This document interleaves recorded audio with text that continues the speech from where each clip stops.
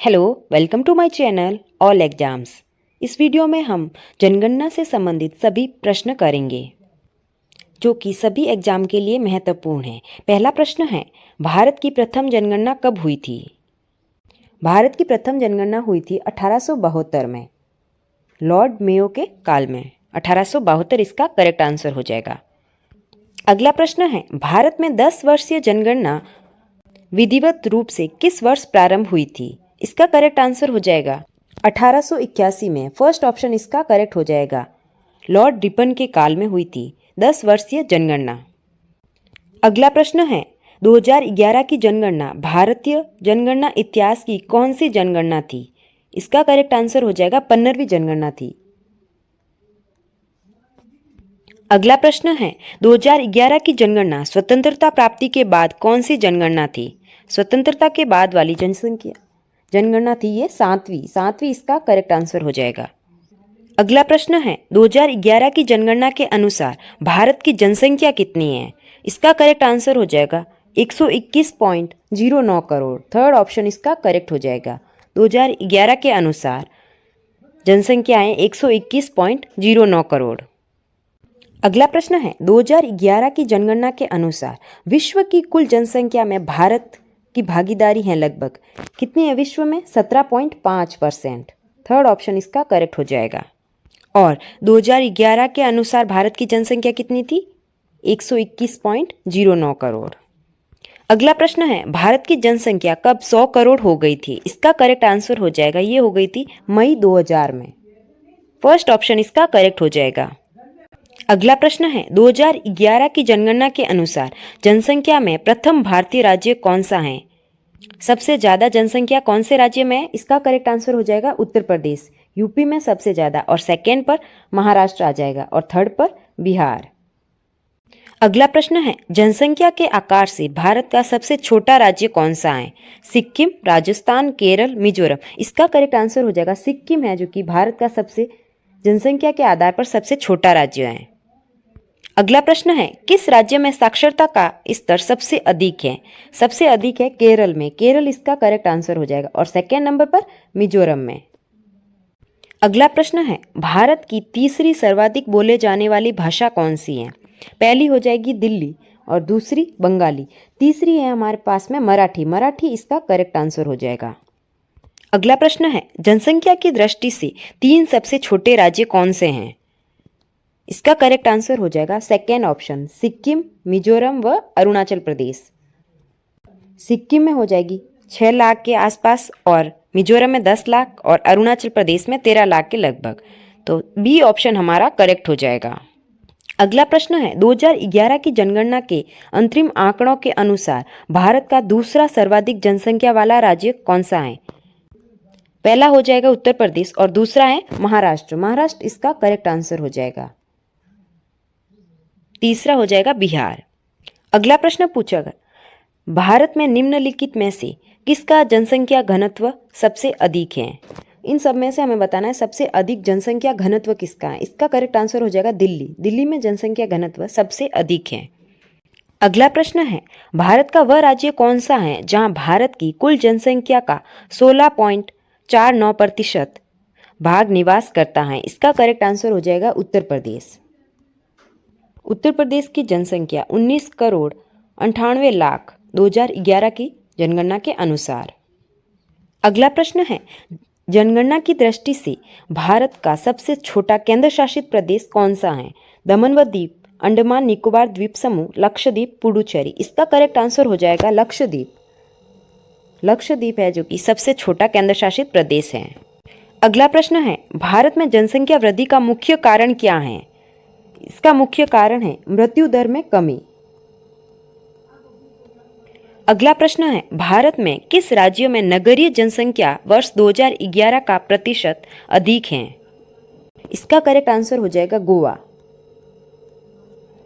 अगला प्रश्न है, जनसंख्या की दृष्टि से भारत का सबसे बड़ा केंद्र शासित प्रदेश कौन सा है? इसका करेक्ट आंसर हो जाएगा दिल्ली। सबसे छोटा लक्षद्वीप, और सबसे बड़ा केंद्र शासित प्रदेश दिल्ली। अगला प्रश्न है, 2011 जनगणना के अनुसार निम्नलिखित में से किस राज्य की जनसंख्या वृद्धि दर सबसे कम है?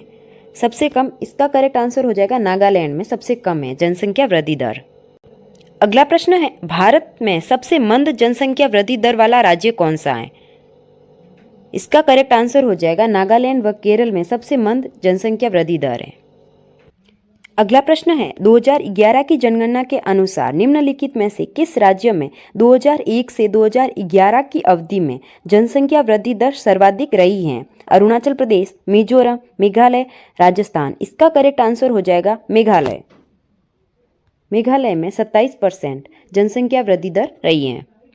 अगला प्रश्न है, 2001 से 2011 में सर्वाधिक जनसंख्या वृद्धि दर वाला राज्य मेघालय है। दूसरे स्थान पर कौन सा राज्य? हमें दूसरे स्थान पर बताना है। इसका करेक्ट आंसर हो जाएगा अरुणाचल प्रदेश। फर्स्ट पर जनसंख्या वृद्धि दर में मेघालय 27% और सेकेंड पर अरुणाचल प्रदेश 26%।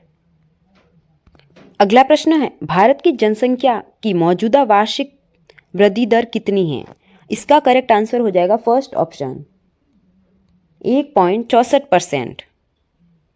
अगला प्रश्न है, किस वर्ष भारत को जनसांख्यिकी विभाजन कहा जाता है? जनसंख्या का विभाजन, इसका करेक्ट आंसर हो जाएगा 1921 को। थर्ड ऑप्शन इसका करेक्ट हो जाएगा, क्योंकि इस वर्ष में जनसंख्या की वृद्धि दर में कमी आई थी और निरंतर 1921 के बाद निरंतर वृद्धि हुई थी। अगला प्रश्न है, 2011 की जनगणना के अनुसार भारत का औसत जनसंख्या घनत्व कितना है? भारत का जनसंख्या घनत्व हो जाएगा 382 व्यक्ति प्रति वर्ग किलोमीटर। थर्ड ऑप्शन इसका करेक्ट हो जाएगा 382।